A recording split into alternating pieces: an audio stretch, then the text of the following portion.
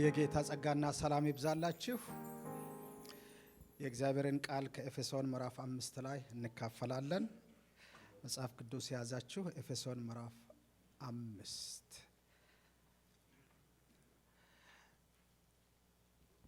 ኤፌሶን የሚባለው እንደ ቦታ በመካከለኛ ምስራቅ በዛሬ ዘመን ቱርክ ውስጥ ትንሹ እስያ ተብሎ በሚታወቀው የነበረች ታዋቂ ከተማ ነች።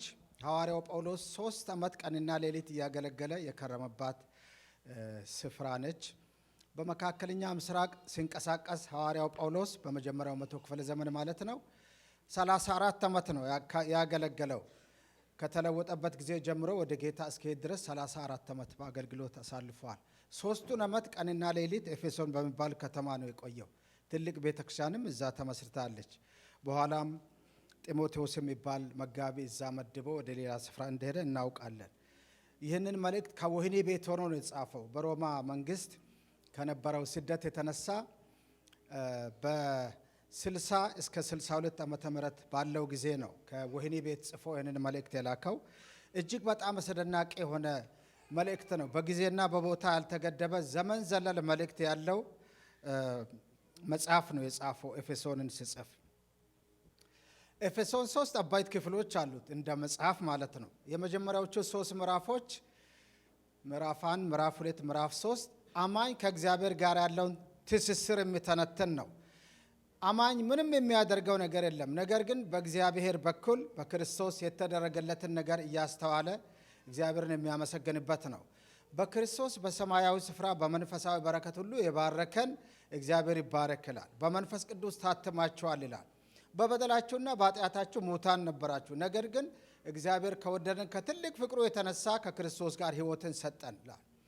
በዚህ አይነት እግዚአብሔር ለአማኙ ያደረገለትን አስደናቂ መንፈሳዊ ነገር ነው የሚተነትነው። የመጀመሪያው አብይ ክፍል ምዕራፍ 1፣ 2 እና 3 ከምዕራፍ 4 ቁጥር 1 ጀምሮ እስከ ምዕራፍ 6 ቁጥር 9 ድረስ ያለው መሃል ላይ የሚገኘው አብይ ክፍል ደግሞ የአማኝን ኃላፊነትና ድርሻ በዓለም ላይ ያለ ይተነትናል። ምዕራፍ 4 ቁጥር 1 ጀምሮ እንግዲህ ብሎ ነው የሚጀምረው። እንግዲህ አያያዥ ቃል ነው፣ ኮንጃንክሽን ያጣምራል። ቀደም ሲል የተተነተነውን አሁን እየመጣ ካለው ሀሳብ ጋር አገናኝ ነው፣ አጻማሪ ነው፣ ያጣምራል።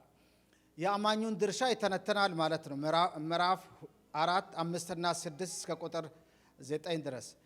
ምዕራፍ 6 ከቁጥር 10 ጀምሮ እስከ መጨረሻ ያለው ደግሞ የአማኙን መንፈሳዊ ውጊያ ከአጋንንት ጋር ያለውን ፍልሚያ የሚተነትን ክፍል ነው።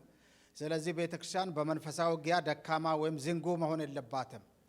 በቀረውስ በጌታና በኃይሉ ችሎት የበረታችሁ ሁኑ፣ የዲያብሎስን ሽንገላ ትቃወሙ ዘንድ እንዲቻላችሁ የእግዚአብሔርን ዕቃ ጦር ሁሉ ልበሱ እያለ ይተነትናል። ምክንያቱም አጋንንት በአየር በባህር በየብስ የሚሰለጥኑ ቤተክርስቲያንን ለማጥቃት ክፉኛ የሚሰሩ ዲያብሎስና ሰራዊቱ አሉ።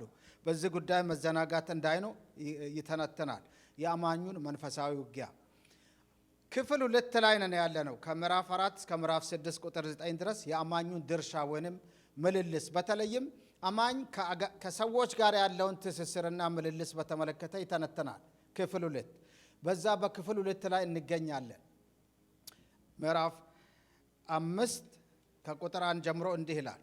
እንግዲህ እንደ እግዚአብሔር እንደተወደዱ ልጆች እግዚአብሔርን የምትከተሉ ሁኑ፣ እግዚአብሔርን የምትከተሉ ሁኑ ብሎ ነው የሚጀምረው። እግዚአብሔርን ስለመከተል ነው የሚተነትነው። እግዚአብሔርን መከተል ይቻላል እንዴ? ይቻላል። እንዴት እንደሚቻል ነው ዛሬ የምንነጋገረው። እግዚአብሔርን ስለመከተል፣ እግዚአብሔርን እንከተል። የእግዚአብሔር ተከታይ መሆን የክርስቶስ ተከታይ መሆን ነው። ጌታ እንዲያስተምረን ቆም ብለን እንጸልይ። አጭር ጸሎት እናርግ ቆም ብለን። እግዚአብሔር አምላካችን ሆይ እናመሰግንሃለን። ሁል ጊዜም ዘመን የማይሽረው ሕያው ቃልህ እኛ ጋር ስላለ ተመስገን። ዛሬም ቃልህን ልንሰማ በፊት ያለን ጌታ ሆይ ልጆችሽ ከእግዚአብሔር የተማሩ ይሆናሉ፣ የልጆችሽም ሰላም የበዛ ይሆናል ተብሎ እንደተጻፈው ዛሬም ካንተ ልንማር እንወዳለን። እግዚአብሔርን የመከተልን ሥርዓት ጌታ መንፈስ ቅዱስ ዛሬም እንድታስተምረን እንጸልያለን። የእግዚአብሔር ቃል እውነት ሲነገር ሲገለጥ የማይወድ ክፉ ጠላት ዲያብሎስ፣ የጽድቅ ጠላት፣ የወንጌል ጠላት፣ የቤተ ክርስቲያን ጠላት በአየር በባህር በየብስ ለሰው በማይገባ ረቂቅና ውስብስብ በሆነ መንገድ እየተንቀሳቀሰ የምሰራው ስራ ሁሉ ዛሬ በኢየሱስ ስም የተመታ እንደሆነ እንጸልያለን። ለእኛና ለቅዱሳን ሁሉ የእግዚአብሔር በረከት፣ ሰላም፣ ረፍትና ደስታ ይሁን። ይህ ሰራተኛ የሆነው በጊዜና በቦታ የማይገደበው ቅዱስ ቃልህ ዛሬም ለልባችን እንዲደርስ የቃል መልእክት ለሁላችንም ደርሶ ሕይወታችን እንዲነካና እንዲለውጥ እንጸልያለን። አባት ሆይ ስለሰማህን ተመስገን። በኢየሱስ ክርስቶስ ገናና ስም አሜን። እግዚአብሔር ይባርካችሁ። ተቀምጠን ቃሉን እንከታተላለን። እግዚአብሔርን ስለመከተል ነው ዛሬ የምንካፈለው። የሚመቻችሁ ማስታወሻ እየያዛችሁ ተከታተሉት። ምክንያቱም የሰሙት ይረሳል፣ የጻፉት ግን ይወረሳል። ሰምታችሁ በመሄድ ብቻ ሳይሆን እንድትጠቀሙበት አበረታታችኋለሁ። እግዚአብሔርን እንከተል የሚል ነው የመልእክቴ ዋና ሐሳብ። ቃል በቃል የምናገኘው ኤፌሶን 5:1 ላይ ነው። እግዚአብሔርን የምትከተሉ ሁኑ።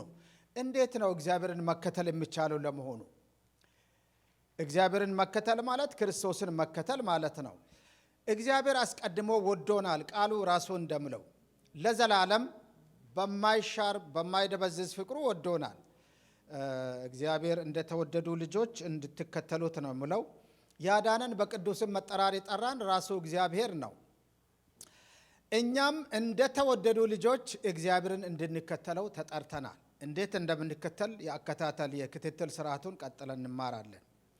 እግዚአብሔርን የምንከተለው ወደንና ፈቅደን ነው። እግዚአብሔርንም የምናመልከው በውዴታ ነው። ግዴታ የለበትም። የእግዚአብሔር ልጆችና የክርስቶስ ደቀ መዛሙርት መሆናችን አንድም የሚታወቀው መገለጫው እርሱን መከተላችን ነው። ታዲያ እግዚአብሔርን መከተል የምንችለው እንዴት ነው? እግዚአብሔርን መከተል ያለብን እንዴት ነው? አዋጭነት አለው። ለአሁኑም ሕይወት ለሚመጣውም ሕይወት በእውነት ዋስትና ነው እግዚአብሔርን መከተል። በዓለም ላይ ሁለት አይነት ሰዎች አሉ። እግዚአብሔርን የሚከተሉና ዲያብሎስን የሚከተሉ። ሶስተኛ አማራጭ መንገድ የለም። አንድ ሰው ወይ የክርስቶስ ተከታይ ነው ወይንም የእግዚአብሔር ተከታይ፣ ካልሆነም የዲያብሎስ ተከታይ ነው። በማወቅም ባለማወቅም ሊሆን ይችላል። ሶስተኛ አማራጭ መንገድ የለም ማለት ነው።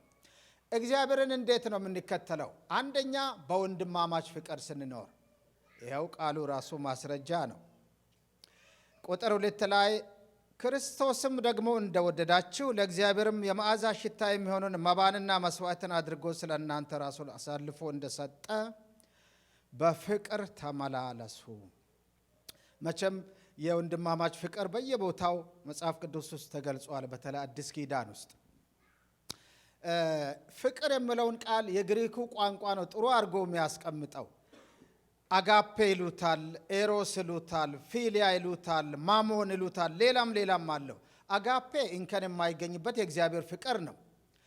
የእግዚአብሔር ፍቅር ትልቁ ማስረጃ ደግሞ የክርስቶስ መስቀል ነው። ከዚህ የሚበልጥ ፍቅር ለማንም የለውም።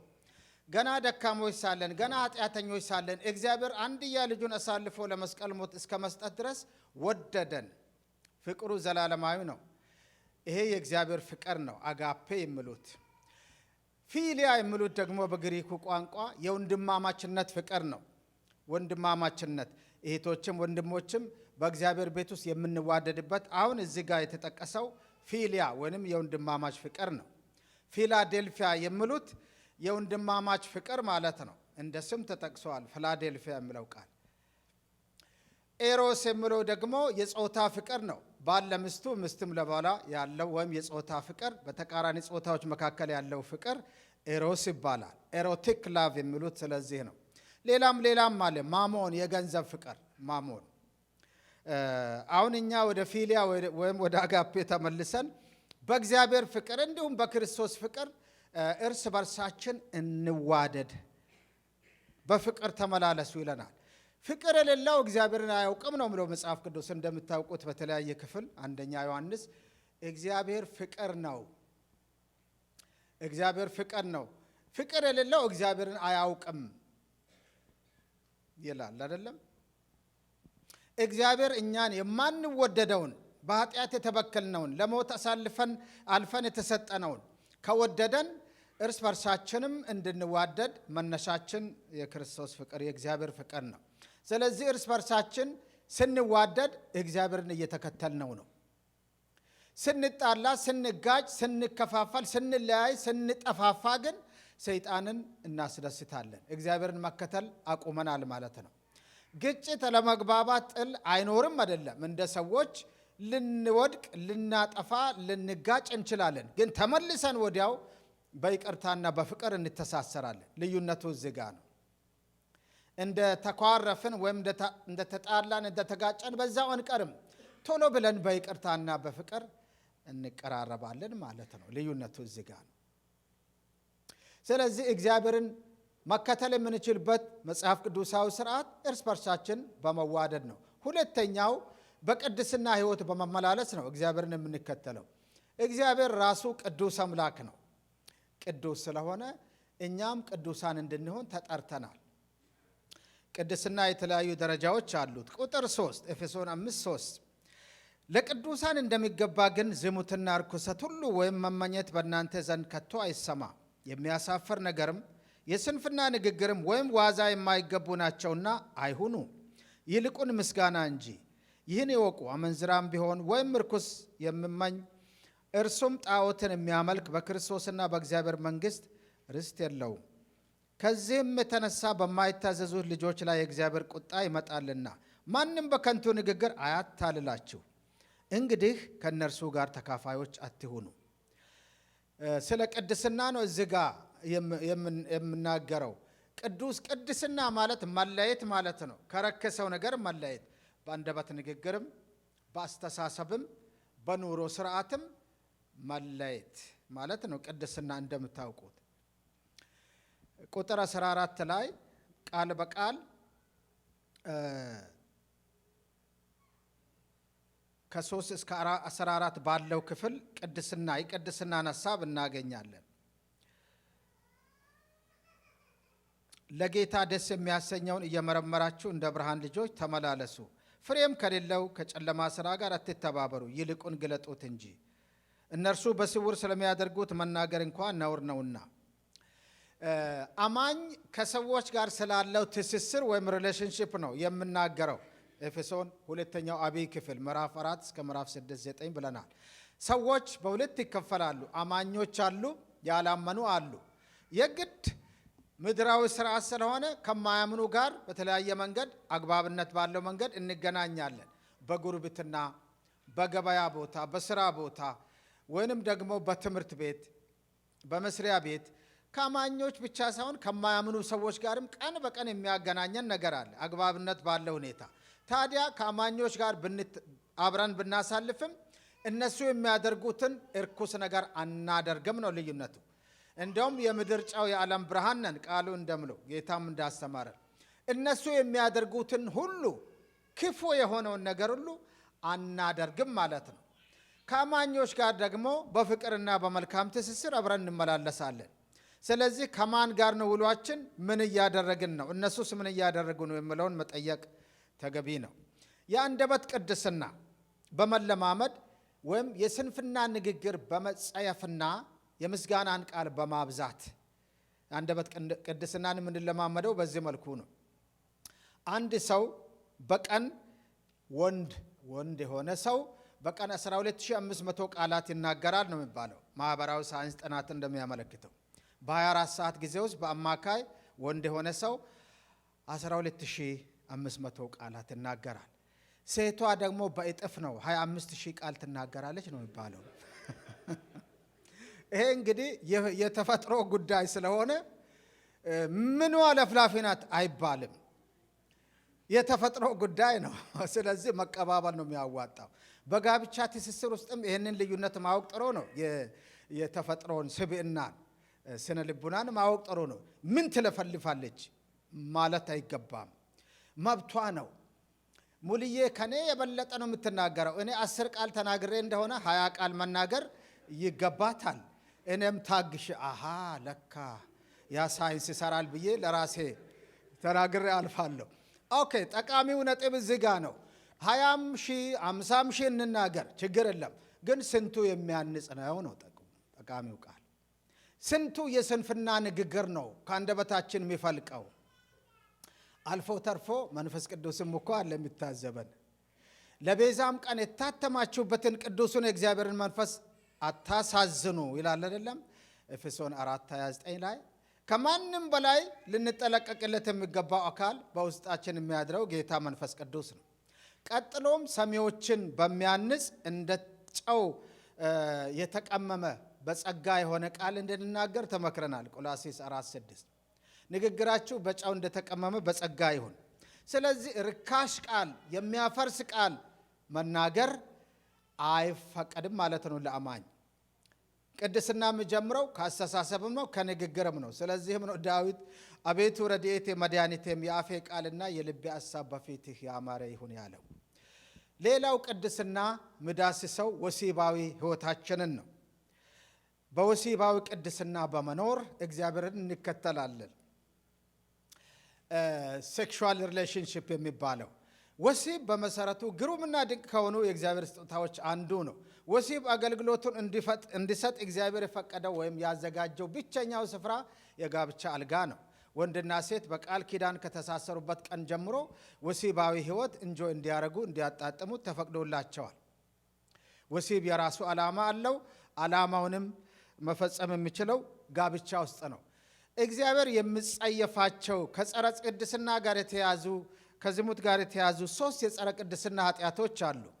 አንደኛው ፎርኒኬሽን ይባላል። ምን ማለት ነው? ሴሰኝነት እለዋል የአማርኛው ትርጉም። ሴሰኝነት ማለት ያላገቡ ወንዶችና ሴቶች ከጋብቻ በፊት ወይም ከቃል ኪዳን ውጪ የሚፈጽሙት የግብረ ሥጋ ግንኙነት ሴሰኝነት ወይም ፎርኒኬሽን ይባላል። እግዚአብሔር ይጸየፈዋል። ሁለተኛው የወሲብ ኃጢአት ያገቡ ባልና ሚስቶች ከቃል ኪዳን አጋር ወይንም ከባል ውጪ ከሚስት ውጪ ከሌላ ተቃራኒ ጾታ ጋር የሚፈጽሙት የግብረ ሥጋ ግንኙነት ወይም የጾታዊ ኃጢአት ስሙ ምንዝርና ይባላል። ማመንዘር ባል ከሚስቱ ውጪ ከሌላ ሴት ወይም ሚስት ከባሏ ውጪ ከሌላ ወንድ ጋር የሚፈጽሙት የግብረ ሥጋ ግንኙነት ምንዝርና ይባላል። ሶስተኛው የጸረ ቅድስና ኃጢአት ከዝሙት ጋር ተያይዞ ማለት ነው ግልሙትና ይባላል ወይም ፕሮስቲቱሽን። ግልሙትና ሴቶች ገላቸውን እንደ ገቢ ምንጭ አድርገው ለወንዶች እየሸጡ የሚተዳደሩበት እንደ መተዳደሪያ እንደ ንግድ እንደ ቢዝነስ ሆኖ ተቆጥሯል። ኮሜርሻል ሴክስም ይሉታል። በእግዚአብሔር ቃል አስተምሮ ግልሙትና ይባላል። ጋለሞታ የሚሉት ከዚህ የተነሳ ነው። ሶስቱንም እግዚአብሔር ይፈርድባቸዋልም ይጸየፋቸዋልም። 4 ነጥብ። ስለዚህ ከወሲባዊ እርኩሰት በመራቅ ከዝሙት ሽሹ ተብሎ እንደተጻፈው በወሲባዊ ቅድስና በመኖር እግዚአብሔር እንከተላለን። ሌላው እግዚአብሔርን የምንከተልበት ከቅድስና ጋር ተያይዞ ለጌታ ደስ የሚያሰኘውን በመመርመር ነው። እኛ ክርስቲያኖች መርማሪዎች ነን። አሜን። ቀላል እንመረምራለን እንዴ? የጌታ መንፈስ እንድንመረምር ይረዳናል ማለት ነው። 1 ቆሮንቶስ 2 ላይ መንፈስ ቅዱስ ያለው ሰው ይመረምራል፣ እርሱ ግን በማንም አይመረመርም ይላል አይደለ? በዓለም ያለውን መመርመር እንችላለን። ይሄ ከጌታ ነው፣ ይሄ ከሌላ ነው ብለን የዲያብሎስ ልጆችንና የእግዚአብሔር ልጆችንም መለየት እንችላለን። ገና ከንግግራቸው በርቀት ሰንስ እናረጋለን። መርማሪዎች ነን። ስለዚህ ለጌታ ደስ የሚያሰኘውን እየመረመራችሁ ቴስት እያረጋችሁ ለጌታ ደስ የሚያሰኘውን አድርጉ። ከክፉ ስራቸው ጋር አትተባበሩ። ከማያምኑ ጋር በማይመች አካሄድ አንጠመድም። ለምሳሌ በጋብቻ ጉዳይ አማኝ ከዓለማዊ ጋር አይጋባም። አንዳንዴ አይናቸውን ጨፍረው በቃ ወደድኩት በሚል ሽፋን ብቻ ዘው ብለው ጋብቻ ውስጥ የሚገቡ ሁሉ አሉ። ይሄ በጣም አሳሳቢ ነገር ነው፣ ዋጋ ያስከፍላል። ስለዚህ ለጌታ ደስ ያሰኘዋል ወይ? ይሄ ቆይቷል። ሐዋሳ አንድ ቤት ገብቼ አንድ ጥቅስ አነበብኩ። የሆነ ግድግዳ ላይ ጌታን ያስከብራልን ይላል ጥቅሱ። ቃል በቃል ከመጽሐፍ ቅዱስ ባይወሰድም ግን የመጽሐፍ ቅዱስን ሐሳብ ያንጸባርቃል። ጌታን ያስከብራልን? የሚገርም ነው። ምኑ ቢባል የትኛውም ነገር በሐሳብም በንግግርም በድርጊትም የምናደርገው ነገር ጌታን ያስከብራልን ብሎ መጠየቅ ጥበብ ነው። ለጌታ ደስ የሚያሰኘውን መመርመር ይቻላል። እንደዚህ ነው እግዚአብሔርን የምንከተለው፣ ለእርሱ ደስ የሚያሰኘውን በመመርመር። ሌላው ከጨለማ ልጆች ጋር በክፉ ስራቸው በአለመተባበር። በመልካም ስራ ከማያምኑ ጋር እንተባበራለን። እኛ የብርሃን ልጆች ነን፣ እነሱ የጨለማ ልጆች ናቸው። ሺህ ጊዜ ጠንካራ የሚመስል ሃይማኖት ቢኖራቸውም በክርስቶስ የሌሉ ሰዎች የጨለማ ልጆች ናቸው። የጨለማው ገዥ ደግሞ ሰይጣን ነው። ግልጽ ነው እኮ የዲያብሎስ ልጆች እና የእግዚአብሔር ልጆች በዚህ የተገለጡ ናቸው ተብሎ እንደተጻፈው አንደኛ ዮሐንስ 3:10 ላይ በክፉ ስራቸው አንተባበርም። በጉርብትና ቡና በመጠጣት መልካም ስራ በመስራት እርሻ አብሮ በማረስ በመስሪያ ቤት አብሮ በመስራት ከሌሎች ጋር እንተባበራለን፣ ከማያምኑት ጋር። ግን በአምልኮ ጉዳይ እነሱ ጣዖትን ነው የሚያመልኩት፣ እኛ እግዚአብሔርን ነው። በጋብቻም ጉዳይ በተለያየ ነገር አንተባበርም። ኖ አይመለከተኝም ማለት መቻል አለብን ማለት ነው። ቅድስናችን ግድ ይለናል። ከጨለማ ስለሆነ ከዲያብሎስ ልጆች ጋር በማይመች አካሄድ አንጣመርም፣ በክፉ ስራቸው አንተባበርም። ይልቁን ግለጡት እንጂ ተብሏል አይደል? እንዲያው ስለዚህ አንተ የምትተኛ ንቃ፣ ከሙታንም ተነሳ፣ ክርስቶስም ያበራልሃል ይላል። ለምሳሌ በአንድ መስሪያ ቤት ልንሰራ እንችላለን ከጨለማ ልጆች ጋር። አለቃችንም የጨለማ ልጅ ሊሆን ይችላል። ይሁን መልካም ስራ፣ ህጋዊ ስራ እስከተሰራ ድረስ ችግር የለውም። ነገር ግን ጉቦ መቀበል ለነሱ ቀላል ሊሆን ይችላል፣ ለጨለማ ልጆች ቀላል ሊሆን ይችላል። ለእኛ ግን ቀላል ነው እንዴ? አረ አይደለም። በቅርብ ርቀት የምንጸየፈው እርኩስ ድርጊት ነው ጉቦ የሚሰጥም የሚቀበልም እጅ ይቆረጥ ብዬ አንድ ጊዜ በኃይለ ቃል ተናግሬያለሁ ሳስተምር በቤተ ክርስቲያን ውስጥ። ጉቦ ለመስጠትና ለመቀበል የሚዘረጉ እጆች ይቆረጡ፣ ተቆርጠው ቢያርፉ ይሻላል ከምንዘላዘሉ። እግዚአብሔር ይገስጻቸው። ለጉቦ ልፍስፍስ ከሆነ አንድ አማኝ እግዚአብሔርን ሳይሆን ሰይጣንን ደስ እያሰኘው ነው። 4 ነጥብ። እንደው ከብዙ ምሳሌዎች አንዱን ብቻ ለመጥቀስ ነው።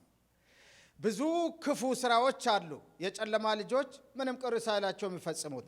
ለእኛ ግን ቀላል አይሆንም። ኖ እዚህ ጋር አልተባበርም። ዋጋ ሊያስከፍል ይችላል።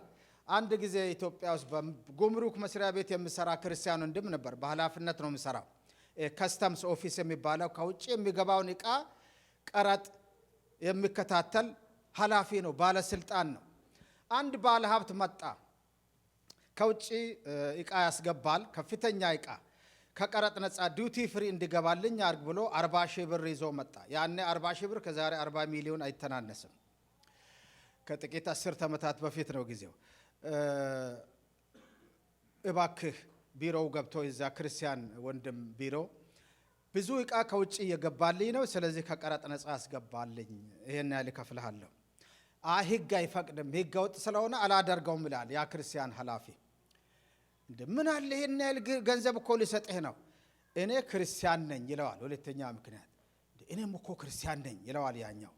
እንግዲህ የት እንደሆነ ታውቃላችሁ፣ መገመት ትችላላችሁ። ኦርቶዶክስና ጴንጤ የሚለውን ቃል ብዙ ባልወደውም እንግዲህ ግልጽ እንዲሆን አድራሻቸው እንደዚያ ነው። እሺ፣ 3ኛ ደረጃ ክርስቲያን የሚለው ቃል ስላላግባባቸው እኔ እኮ ጴንጤ ነኝ ይለዋል። በኋላ ተበሳጭና የሀብታም ነጋዴው አንተ የማትረባ ብሎ በር ዘግቶበት ወጣ ማለት ነው። አለቃ አለው ከላይ፣ የመጨረሻ ትልቁ ኃላፊ ፎቅ ነው። ይህ ሰውዬ ሊያሰራን እኮ አልቻለም፣ አንድ በሉት እንጂ ይለዋል። ያኛው መጣና ወረደበት። እንዴት ነው ባለ ጉዳይ የምታጉላለው? ለምንድን ነው ማታስተናግደው? ይለዋል።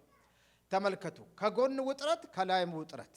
ምን ያድርግ አሁን? እሺ ብሎ እዚህ ጋር ሰብሚት ያርግ እጅስጥ አይሆንም። ከስራ መባረር ሊሆን ይችላል እንጂ በጉቦ ጉዳይ አይተባበርም። አትተባበሩ አይደለም የምለው፣ ይልቁን ግለጡት እንጂ። ይሄ ጉቦ ነው ብሎ በአጭር ቃል ህገወጥ ነው ብሎ መናገር ነው።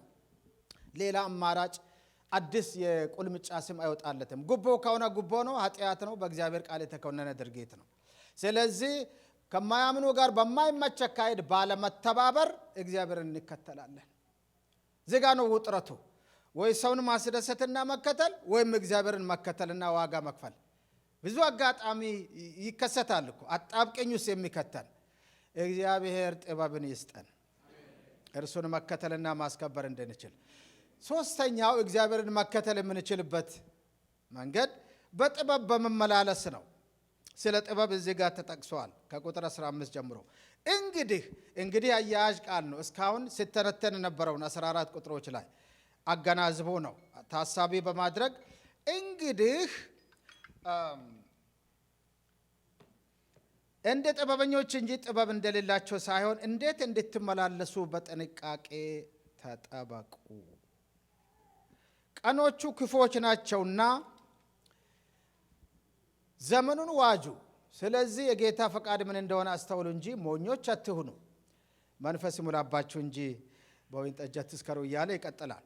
በጥበብ ተመላለሱ። ጥበብ ምንድን ነው? በነገራችን ላይ የጥበብን ትርጉም መረዳት ተገቢ ነው። 3 አይነት ጥበብ አለ። ባጭሩ የእግዚአብሔር ጥበብ አለ። ገደብ የሌለው ጥልቀቱ፣ ስፋቱ፣ ርዝመቱ ጥግ የሌለው የእግዚአብሔር ጥበብ አለ። ለመላእክት የተሰጠ ጥበብም አለ። የሰዎች ጥበብ ደግሞ አለ። ባጭሩ በሁለት ብንከፍለው ጥበብን ሰማያዊ ጥበብና ምድራዊ ጥበብ ይለዋል ያዕቆብ። ደግሞ ማንም ጥበብ የሌለው ቢኖር እግዚአብሔር ይሰጠዋል፣ ይለምን በእምነት ነው ማለት አይደል? ያዕቆብ 1:5። ያዕቆብ ምዕራፍ 3 ላይ ደግሞ አለፍ ብሎ ከናንተ ጥበበኛና አስተዋይ ሰው ማን ነው? በመልካም አኗኗሩ ያሳይ። ጥበብ በአኗኗር የሚገለጥ ነገር ነው። በኑሮ ዘይቤ ይገለጣል፣ ሪፍሌክትድ ይሆናል፣ ይንጸባረቃል እንጂ ተሰውሮ አይቀርም።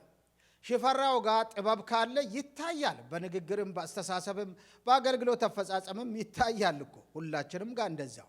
በነገራችን ላይ ሕፃንም ቢሆን ጥበብ አለው። በዚህ በያዕቆብ 4 ላይ ያለውን እባካችሁ አንድ አፍታ ከፍተን እናንብብ። ግድ የለም ያዕቆብ ምዕራፍ 3 ስለ ጥበብ አስደናቂ ነገር ነው የምናገረው። ያዕቆብ ምዕራፍ 3 ከቁጥር 14 ጀምሮ እንዲህ ይላል። ጥበብን በተመለከተ የትኛው ካቴጎሪ ውስጥ ወይም ምድብ ውስጥ እንደምንገኝ ወይም ያለን ጥበብ ከየትኛው ጋር እንደሚወግን ተመልከቱ በቀላሉ። ያዕቆብ ምዕራፍ 3 ከቁጥር 13 ጀምሮ እንዲህ ይላል። ያዕቆብ 3:13 ከእናንተ ጥበበኛና አስተዋይ ማን ነው?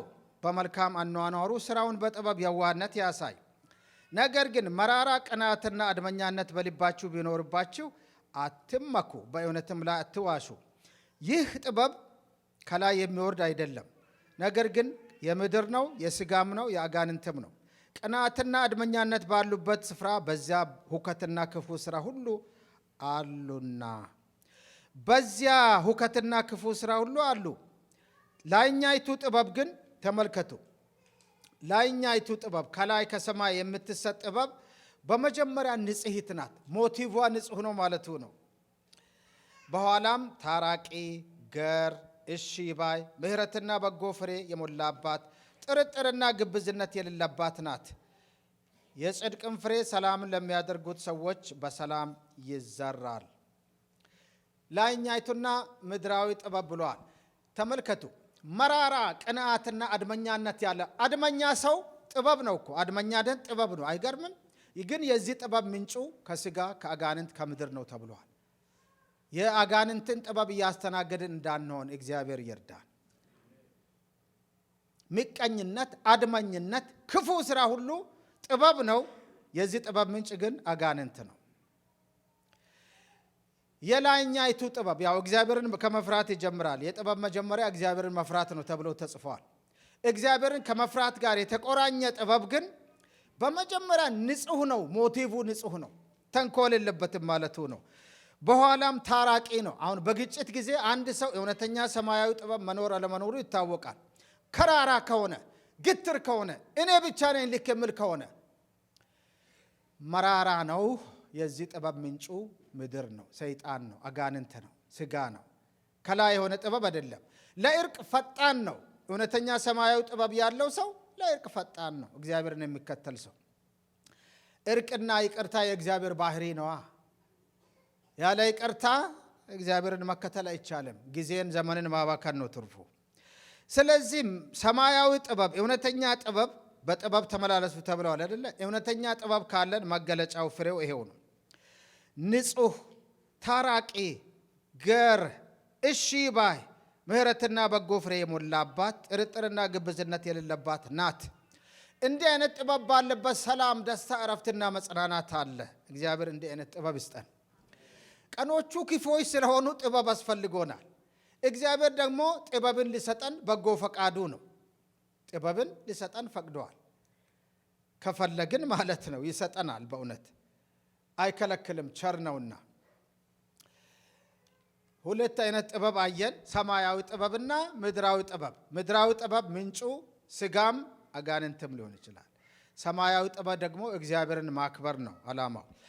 አራተኛ እግዚአብሔርን የምንከተልበት መንገድ የጌታን ፈቃድ በማስተዋልና በማድረግ ነው። ቁጥር 17 ጀምሮ የምናነበው ነጥብ ነው። በዚሁ በኤፌሶን ምዕራፍ 5 ላይ የጌታ ፈቃድ ምን እንደሆነ አስተውሉ እንጂ ሞኞች አትሁኑ። ይሄ ብርቱ ጉዳይ ነው። የጌታ ፈቃድ፣ የጌታን ፈቃድ ማወቅ ውስብስብ ነው ወይስ ቀላል ነው ነገሩ? በእውነት ውስብስብ አይደለም። ፈቃደኞች ከሆንን ቀላል ነው የጌታን ፈቃድ ማወቅ። የእግዚአብሔር ፈቃድ በጎ ነው፣ ደስ የሚያሳይ ነው፣ ፍጹም ነው፣ እንከን የሌለበት ፍጹም ፐርፌክት ነው በባህሪው ማለት ነው። ሮሜ 12:2 ላይ እንደምናነበው ተንኮል፣ ክፋት የለበትም። ሰላም፣ ደስታ፣ እረፍት፣ መጽናናት ያለበት ፍጹም ነገር ነው የእግዚአብሔር ፈቃድ።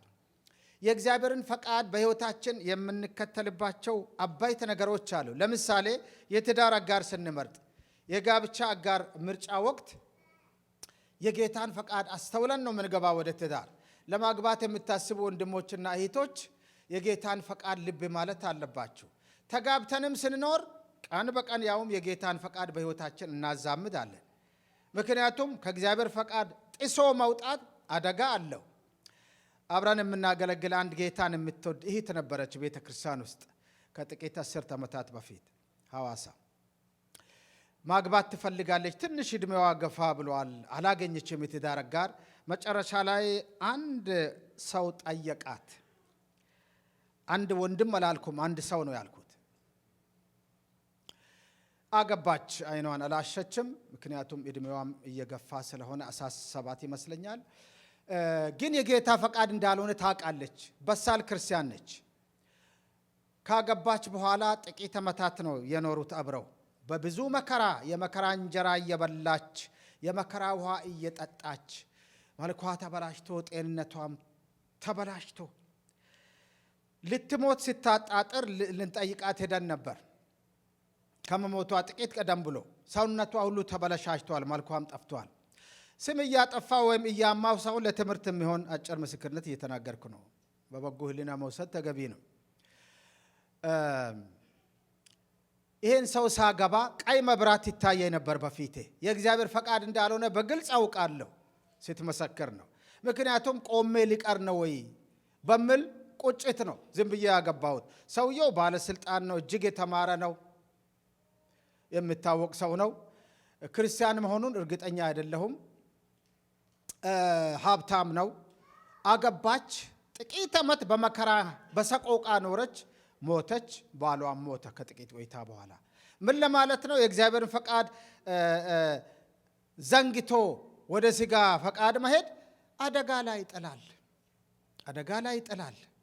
አገር ሲቀየርም ትዳር ሲመሰረትም አዳዲስ ስራ ሲጀመርም የእግዚአብሔርን ፈቃድ ልብ ማለት እንደ አማኝ እጅግ ብርቱ ጉዳይ ነው። እጅግ ወሳኝ ነገር ነው።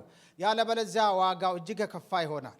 ምናልባት ከጌታ ባይነጥለንም እጅግ አስከፊ መራራ ዋጋ ያስከፍላል። ዕድሜያችንን ሁላ ሊያሳጥር ይችላል።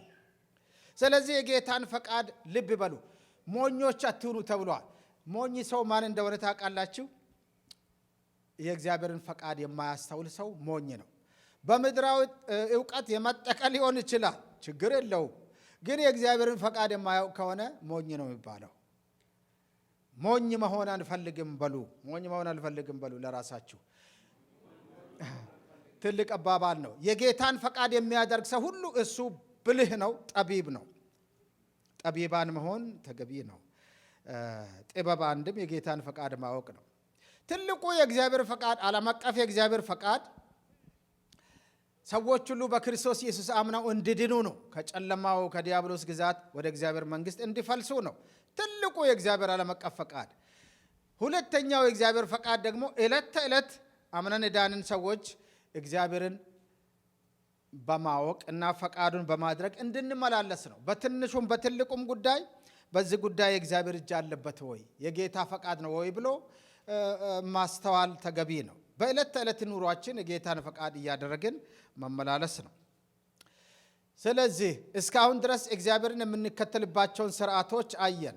አንደኛው በወንድማማች ፍቅር በፊልያውስ መመላለስ እግዚአብሔርን እንድንከተል ያንደረድረናል። ሁለተኛ በቅድስና ሕይወት በመመላለስ እግዚአብሔርን እንከተላለን። በአንደበት ቅድስና፣ በኑሮ ቅድስና፣ በአስተሳሰብ ቅድስና እግዚአብሔርን እንከተላለን። እግዚአብሔር ቅዱስ አምላክ ስለሆነ እኛም በቅድስና እንድንኖርለት ይፈልጋል። ሶስተኛ በጥበብ በመመላለስ ሰማያዊውን ጥበብ በመከተል። አራተኛ እግዚአብሔርን መከተል የምንችለው የጌታን ፈቃድ በማስተዋል ልብ በማለት የጌታን ፈቃድ በዝማሬ ውስጥም በጸሎት ውስጥም በትምህርትና በአገልግሎት ውስጥም እንገልጻለን ወይም እንፈጽማለን። የጌታን ፈቃድ ልብ ማለት እና ማድረግ ውስብስብ አይደለም። ፈቃደኞች ከሆነን የጌታ ፈቃድ በእውነት ይገለጻል። መንፈስ ቅዱስም አለ አይደለ በውስጣችን። አንዱ የመንፈስ ቅዱስ ኃላፊነት ወይም ድርሻ መምራት ነው። ይመራል፣ ወደ እውነት ሁሉ ይመራቸዋል ተብሎ እንደተጻፈው ይመራል፣ ያስተምራል፣ ይገስጻል፣ ይደግፋል፣ ኃይል ይሰጣል፣ ጸጋን ያድላል። ስለዚህ መንፈስ ቅዱስንም እንሰማለን ማለት ነው የጌታን ፈቃድ እንዲገልጽልን። አምስተኛው እግዚአብሔርን መከተል የምንችልበት መንገድ በቤተሰብ ሕይወት እግዚአብሔርን በማክበር በቤተሰብ ሕይወት እንደ ባልና ሚስት ማለት ነው።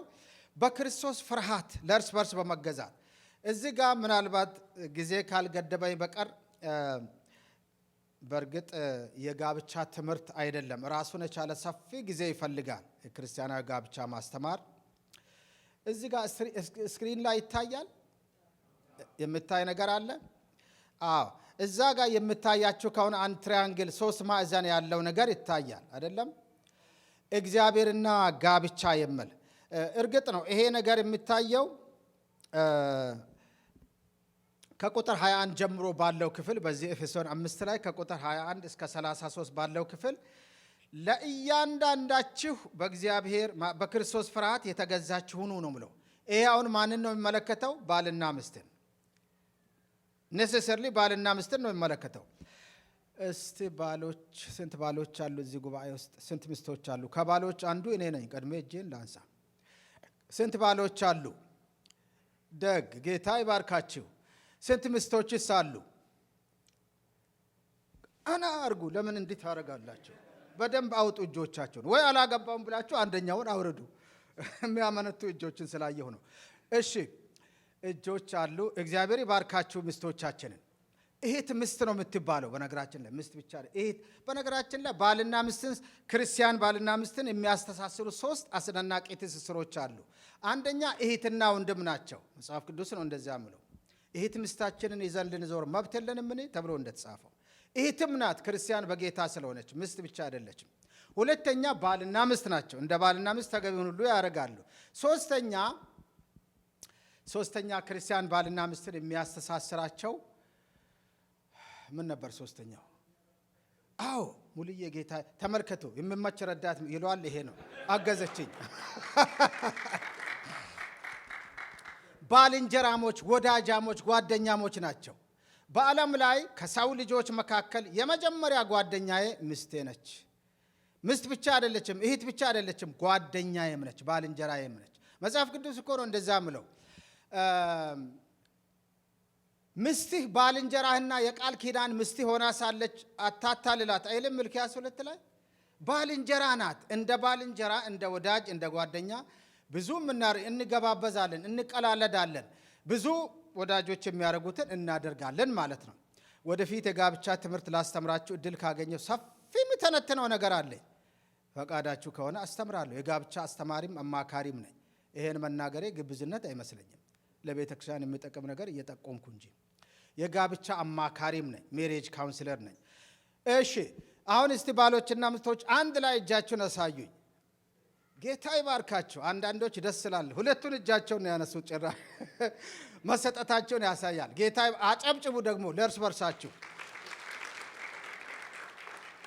ደግ ዝም ያሉም አሉ። መብታቸው ነው። ምን አገባኝ? መብታቸው ነው። እሺ ለማንኛውም መጽሐፍ ቅዱስ የሚሰጣችሁ ኃላፊነት እነሆ። እግዚአብሔር ጋብቻን እንዴት ያያል? ሰው አባቱንና እናቱን ይተዋል፣ ከሚስቱም ጋር ይተባበራል ወይም ይጣበቃል፣ ሁለቱም አንድ ስጋ ይሆናሉ ነው ምለው አይደለ? ቁጥር 31 ላይ ኤፌሶን 5 ይሄ 4 ጊዜ በተለያየ ስፍራ መጽሐፍ ቅዱስ ውስጥ ተጠቅሷል። ከእግዚአብሔር አፍ የወጣ መመሪያ ነው። አይገርምም? አንደኛ ለመጀመሪያ ጊዜ የወጣው ኦሪት ዘፍጥረት ምዕራፍ 2 ላይ ነው ቁጥር 24። ለሁለተኛ ጊዜ ጌታ ኢየሱስ ያንኑ ኦሪጂናል ቃል ደግሟል ማቴዎስ 19። አሁንም ሶስተኛ ጊዜ ማርቆስ ምዕራፍ 10 ላይ መጨረሻ ላይ እዚህ ጋር ጳውሎስ ሐዋርያው ሰው አባቱንና እናቱን ይተዋል፣ ከሚስቱም ጋር ይተባበራል፣ ሁለቱም አንድ ሥጋ ይሆናሉ አለ። ይሄ ምን ማለት እንደሆነ እያንዳንዱ ነጥብ የምተነተን ነው። ለማንኛውም እግዚአብሔርና ጋብቻ ከላይ እግዚአብሔር አለ። ትሪያንግሉን 3 ማዕዘኑን ከላይ ሲታዩት እግዚአብሔር አለ፣ ሁሉን የሚያይ ከላይ ሆኖ የሚቆጣጠር። የስኬታማ ጋብቻ ምስጢር ነው አይደለም የምለው መሃል ላይ ያለው ጽሑፍ የነበብ ከሆነ ጋብቻ ስኬታማ ሊሆን የሚችለው እንዴት ነው? ከታች በአንድ ማዕዘን ጥግ ባል አለ፣ በሌላ ጥግ ሚስት አለች። ባል ለእግዚአብሔር ይገዛል፣ ለክርስቶስ ይገዛል በግሉ። ሚስትም እንደዚያው ትገዛለች። ወደ ላይ ያለው መስመር ከእግዚአብሔር ጋር ያለን ትስስር የሰመረ እንደሆነ ብቻ ነው ወደ ጎን ያለን ትስስር ጤናማ ሊሆን የሚችለው። ምን ማለት ነው? ሰው ማለትም ባል ከእግዚአብሔር ጋር ጤናማ ህብረት ካለው ከሚስቱም ጋር ጤናማ ህብረት ይኖረዋል። ሚስትም በግሏ ከእግዚአብሔር ጋር ጤናማ ህብረት ያላት ክርስቶስን የምትከተል ከሆነ በጎንዮሽ ደግሞ ከባሏ ጋር ጤናማ ትስስር ይኖራታል። ጋብቻቸውም ዘላቂ ሊሆን የሚችለው በዚህ መልኩ ነው። እግዚአብሔር ሁለቱንም የሚገዛ ከሆነ ማለት ነው። ለእግዚአብሔር መገዛት ወሳኝ ቅድመ ሁኔታ ነው ማለት ነው። ክርስቲያናዊ ነው ጋብቻ። በዚህ አይነት ክርስቲያናዊ ጋብቻ ምን ማለት ነው? በአጭሩ ትርጉሙን አይተን እንለፍ። 1 ደቂቃ ወይም ከዛ በታች ረጋ ብሎ መተንተን የሚፈልግ ቢሆንም በአጭሩ ክርስቲያናዊ ጋብቻ ማለት ለአካል እንግዲህ ያላገባችሁ ወንድሞችና እህቶችም ይመለከታችኋል፣ ይጠቅማችኋል። ነግበኔ ብላችሁ ይህንን ስሙ ወይም ተከታተሉ። ክርስቲያናዊ ጋብቻ ማለት ለአካለ መጠን የደረሱና በክርስቶስ ያመኑ እንዲሁም በአእምሮና በመንፈስ የበሰሉ ሁለት ግለሰቦች ብቻ አይደለም፣ ወንድና ሴቶች ነሰሰለ ወንድና ወንድ ሴትና ሴት የሚለውን ለመኮነን ለማውገዝ የገባ ነው። ወንድና ሴት ማለታችን ነው፣ ግለሰቦች ማለት ነው። በእግዚአብሔርና በሰዎች ማለትም በቤተ ክርስቲያን ፊት፣ በሰዎች የሚለው እዛው በየመንገዱ ማለት እንዳይሆን በቤተ ክርስቲያን እንዲሁም በራሳቸው ሕሊና ፊት፣ በእነዚህ 3 ምስክሮች ፊት ሞት እስከለያቸው ድረስ ተጣምረው ለመኖር ወደውና ፈቅደው የሚፈጽሙት የዕድሜ ልክ ቃል ኪዳን ነው። አሰረው በዚህ መልኩ የጋብቻን ቃል ኪዳን። እያንዳንዱ ቃል ወይም ሐረግ ሰፊ ትንተና የሚፈልግ ስለሆነ እዛ ውስጥ አንገባም ጊዜ ለመቆጠብ። ግን ይሄን ይመስላል ክርስቲያናዊ ጋብቻ። ይሄን ይመስላል ክርስቲያናዊ ጋብቻ። ስዕሉ ይታያቸዋል። እዛ ጋር መስቀሉ መሃል አለ አይደለ? ክርስቶስ ማዕከሉ ነው። አይታይም? ኦኬ፣ እንደ እድል ሆኖ ላይታይ ይችላል። ግን ክርስቶስ ሲገባ ውበቱ ጨመረ አይደለ? ክርስቶስ ብለይ የሆነ ባዶ ቃል ብቻ ነው የሚሆነው። ክርስቶስ ሲገባ ውበት አገኘ ትዳሩ፣ ጋብቻው። ክርስቶስ የሌለበት ክርስቲያናዊ አይባልም ጋብቻው። ዓለማዊ፣ ዘመናዊ፣ ባህላዊ ሊባል ይችላል ጋብቻው። አንድ ጊዜ ኔዘርላንድ ሀገር እያለሁ አውሮፓ አንድ ወዳጄ ከናይጄሪያ የመጣ ነው። አብረን ዩኒቨርሲቲ እንማራለን።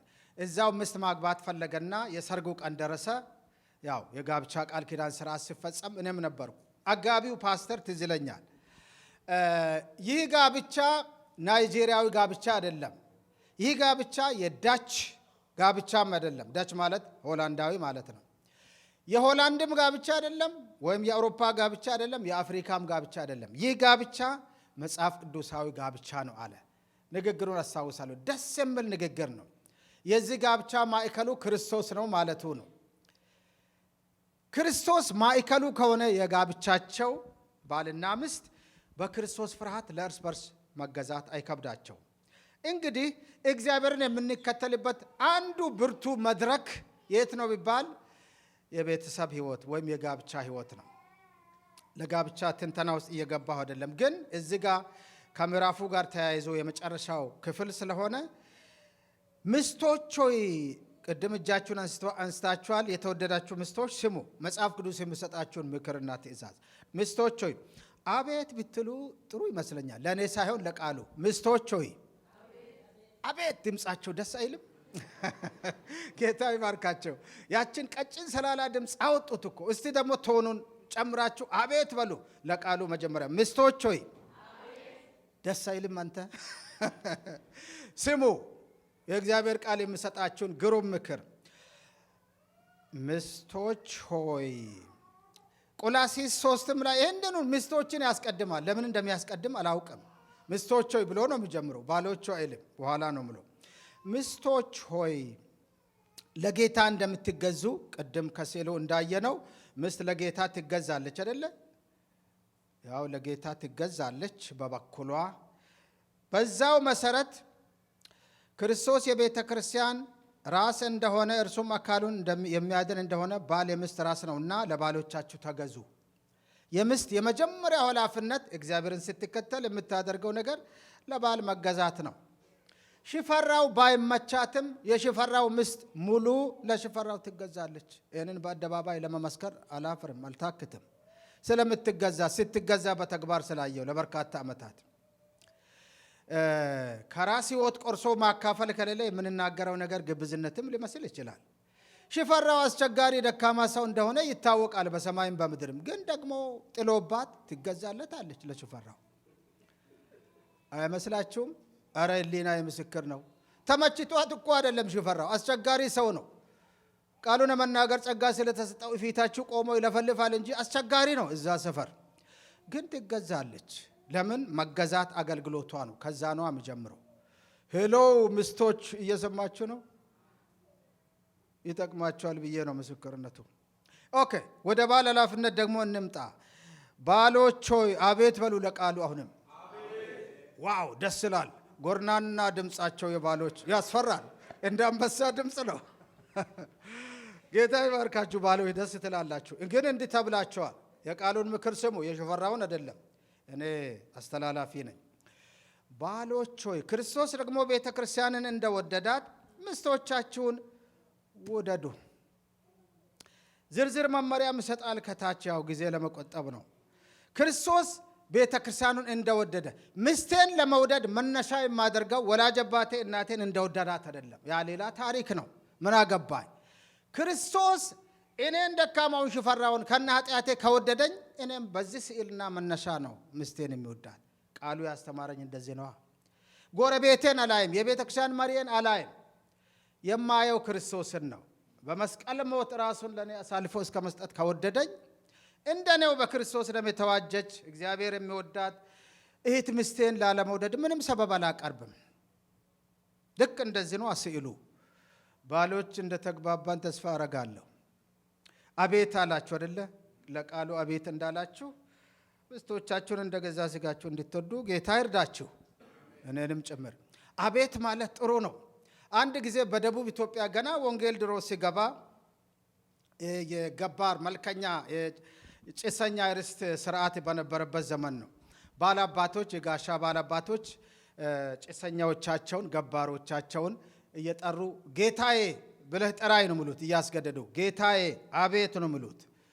እና ወንጌል ገባና ነገሮች ተለወጡ። እዛ ደቡብ ኢትዮጵያ የጋሻው ባላባት ጌታው እንደ ድሮ ሲጠራው የዚያ ገበሬ ስም ጠርቶ ለምንድን ነው እንደ ድሮ ሲጠራ አቤት ጌታ የማትለኝ ብሎ ጠየቀው። ወንጌል አምኗን በቅልቡ ያ ሰው አሁን እኔ እግዚአብሔርን ነው የማመልከው፣ እግዚአብሔር ሆኗል ጌታዬ።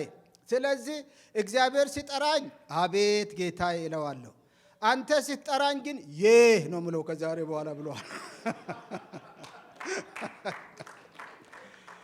ለእግዚአብሔርና ለቃሉ አቤት ማለት ደግ ነው በእውነት አርነት ያወጣል። ለኃጢአት ግን ይህ ነው ምንለው፣ አቤት አንልም። ኃጢአት አይገዛችሁም እና ተብሎ ተጽፏልና። እሺ ሰዓት ሄደዋል አይደለ? እሺ እየጨረስኩ ነው፣ እኔም እየጨረስኩ ነው። እዚህ ጋር አንድ ስዕል ላሳያችሁና እጨርሳለሁ። እንግዲህ አጉል ሰዓት ላይ የጀመርኩ ይመስለኛል ይህንን ብርቱ ጉዳይ። ጋብቻን ሙሉ የሚያደርጉ 3 መጽሐፍ ቅዱሳዊ መመዘኛዎች ወይም መስፈርቶች አሉ። ዘፍጥረት 2:24 ላይ፣ ማቴዎስም ማርቆስም አሁን እንደምናየው እዚህ ኤፌሶን 5 ላይ ተጠቅሷል። አንድ ቃል ተደጋግሞ ከተጠቀሰ ጉዳይ አለ ማለት ነው። አባትና እናትን መተው፣ መጣበቅ ወይም ከሚስት ጋር መተባበር፣ አንድ ስጋ መሆን ሙሉ ያደርገዋል፣ ስቴብል ያደርገዋል ጋብቻን፣ ክርስቲያናዊ ጋብቻን ቀደም እንዳየ ነው። ስለዚህ እግዚአብሔርን የምንከተለው ከቤታችን ጀምሮ ነው፣ በአደባባይ አይደለም። በቤታችን ባልና ሚስት አድርጎ የተባለውን በማድረግ እግዚአብሔርን እንከተላለን፣ ወይም እግዚአብሔርን ፈቃድ የምናደርግበት ትልቁ መድረክ ቤታችን ነው ያለው። ምክንያቱም መልካም ነገርም ክፉ ነገርም ከቤት ነው ወደ አደባባይ የሚፈልቀው። ዓለም አቀፍ አሸባሪነት ድረስ ሰዎች የሚሄዱት ቤት ውስጥ የሆነ ነገር ሲበላሽ እኮ ነው።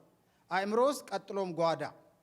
ቤት ውስጥ ነገር ቢስተካከል ያንን መልካም ነገር ይዘው ነው ሰው ወደ አደባባይ የሚወጣው። ለምሳሌ ልጆችን እናስብ። ልጆችም አሉና ቤት ውስጥ ቀጣፊ፣ ማጅራት መቺ፣ ሌባ፣ ኪስ አውላቂ፣ ተሳዳቢ፣ ተንኮለኛ፣ ሌባ፣ ዘራፊ ልጅ በአደባባይ ከተገለጠ ከየት ነው ያመጣው ያንን ባህሪ? ከጓዳ ከቤት ውስጥ እኮ ነው። ስለዚህ ነው እኮ በልጆች ላይ የምንሰራው የጽድቅ ዘር የምንዘራው ቤተክርስቲያን ውስጥም ቤታችን ውስጥም። በትምህርት ቤት የምንዘራው ክፉም መልካምም ሊሆን ይችላል። በልጅነታቸው መልካም ዘር የምንዘራው ቤት ውስጥ ነው በዋናነት። ስለዚህ አባትና እናትን መተው አለበት ማለት መካድ አለበት አይደለም። በብዙ ዋጋ በብዙ ልፋትና ድካም ያሳደጉ ወላጆቻችንን እንቃለን እንክዳለን ማለት አይደለም። በሕይወት እስካሉ ድረስ እንደሚገባ እንንከባከባቸዋለን ወላጆቻችንን። በተረፈ ግን ከጥገኝነት መላቀቅ አለብን። ውሳኔ አሰጣጥ ላይ፣ በኑሮ ገቢ ላይ ራሳችንን ችለን መውጣት አለብን ማለት ነው። ይሄ ለወጣቶችም የሚጠቅም ምክር ነው። ጥገኛ አንሆንም ወይም አንድ ቤት ውስጥ መኖር የለብንም ለማለት ነው። ከሀገር ቤት የሚመጡ እናቶች አባቶች አሉ። እነሱን ለጊዜው አይመለከትም፣ ይቆዩ በክብር ልጆቻቸው ጋር ችግር የለም። ግን ለዘለቄታው ወላጆች ጋር ጥገኛ ሆኖ መቅረት ትዳር ከተመሰረተ በኋላ ደግ አይደለም። አንድ አባባል አለ፣ ፎቶግራፍና ዘመድ በርቀት ሲታይ ነው የሚያምረው ይላሉ። ፎቶግራፍ በቀረባችሁት ቁጥር ፉንጋ ነው የሚሆነው፣ ራቅ ብሎ ሲታይ ግን ውበቱ ይወጣል። አይታችኋል? ዘመድም እንደዛ ነው አሉ። ለመከባበር ይጠቅማል። አባትና እናትን ይተዋል ማለት ራቅ ብሎ ይወጣል ማለት እኮ ነው። A man leaves his father and his mother, cleaves to his wife, and they shall become one flesh ነው የሚለው። የእንግሊዝኛው በይበልጥ ትንሽ የሚያረካ ትርጉም ስለሆነ ነው ዘው ብዬ እዛ የገባሁት። ያው አማርኛውም እንደምናውቀው ነው አቻ ትርጉሙ። አባትና እናትን መተው ግልጽ አይደለም። አማርኛ በጣም ውዝግብ፣ ደካማ፣ ቁንጽል ቋንቋ ሆኖ አግኝቼዋለሁ፣ ደርሼበታለሁ። አማርኛ ትልቅ ቋንቋ ይመስላል እንጂ በተለይ ከቀደም ቋንቋዎች አንጻር ሲታዩት በጣም ሻሎው ነው፣ ግልብ የሆነ ቋንቋ ነው። ቅር አይበላችሁ ካላችሁም በደንብ ይበላችሁ፣ ችግር የለም።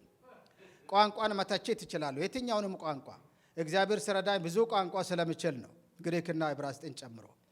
ስለዚህ አማርኛ አንዳንድ ቦታ በጣም ስስ ነው፣ ንቄው ነው ማልፈው አማርኛ። ወደ ሌላ ዘው ብዬ ለመግባት የሚገደደው ከዚህ የተነሳ ነው። ትልቅ ቋንቋ ሊመስል ይችላል አማርኛ ምናልባት ስለማንችል። ኤኒዌይ ለማንኛውም ከሰፈር ወጣ ማለት ጤንነት ነው። ከወላጆች ሰፈር ጎጆ ሰርቶ ወጣ ማለት ተገቢ ነው። እዚህ ሀገር እንኳን ስርዓቱም እንደዛ ነው። አገር ቤት በተለይ አንድ ግቢ አይደል ተጣብቀን የምንኖረው፣ ልክ አይደለም። ራስ ችሎ በነገር ሁሉ ተደላድሎ ወጣ ማለት ተገቢ ነው። ከወላጆች ጥገኝነት መላቀቅ የግድ ነው። መጣበቅ የምለው ከምስት ጋር አሁን የመጀመሪያ ወዳጁ ባልንጀራው ምስት ልትሆን ነው። የባል የመጀመሪያ ጓደኛው ምስቱ ነች፣ ሌላ ሰው አይደለም። ሌላ ሰውም ካስፈለገ ሶስተኛ አራተኛ ወዳጅ ሊሆን ይችላል። አንድ ስጋ መሆን የምለው ወሲባዊ ትስስርን ብቻ ሳይሆን በአእምሮ፣ በአስተሳሰብ፣ በዓላማ፣ በዕቅድ አንድ መሆንን ነው የሚያሳየው። በዚህ መንገድ እግዚአብሔርን እንከተላለን በቤተሰብ ኑሮ ስርዓት። መልእክቴ ረዘመ መሰለኝ፣ ልጨርሰው። ስለዚህ እግዚአብሔርን እንከተል። እግዚአብሔርን የምንከተለው በእነዚህ 5 መንገዶች እንደሆነ አይተናል። አንደኛ በወንድማማች ፍቅር በመኖር እግዚአብሔርን እንከተል። በቤተ ክርስቲያን ውስጥም በሰፈርም በየትኛውም ቦታ ፍቅር ነው ሊያስተሳስረን ሊያቀራርበን የሚገባው። የክርስቶስ ፍቅር። ፍቅር በሌለበት እግዚአብሔር የለም፣ ፍቅር የሌለው እግዚአብሔርን አያውቀውም ተብሎ ተጽፏል። እግዚአብሔር ራሱ ፍቅር ነው። እግዚአብሔርን የምንከተለው በፍቅር ነው፣ እርስ በርሳችን በመዋደድ። ለፍቅራችን ደግሞ መሰረቱ የክርስቶስ መስቀል ነው፣ መባና መስዋዕት አድርጎ ራሱን ስለሰጠን። በቅድስና ሕይወት በመመላለስ እግዚአብሔር እንከተላለን። እግዚአብሔር ቅዱስ ነው፣ እኛም በቅድስና እንድንከተለው ተጠርተናል። እግዚአብሔርንም የምንከተለው ፈቃዱን በማስተዋል ነው፣ በጥበብ በመመላለስ ነው። በቤተሰብ ሕይወት ቅድም እንደተባለው በተለይ ባልና ሚስት ተገቢውን መከባበርና መገዛት ለእርስ በርሳቸው በማሳየት በዚህ ኑሮ እግዚአብሔርን ስንከተለው በእውነት እግዚአብሔር በሕይወታችን ይከበራል። እኛም ትርጉም ያለውን ፍሬያማ ኑሮ ኖረን ጉዞአችንን እንጨርሳለን ማለት ነው። እውነተኛ የእግዚአብሔር ተከታዮች የክርስቶስ ተከታዮች እንድንሆን እግዚአብሔር ይርዳን።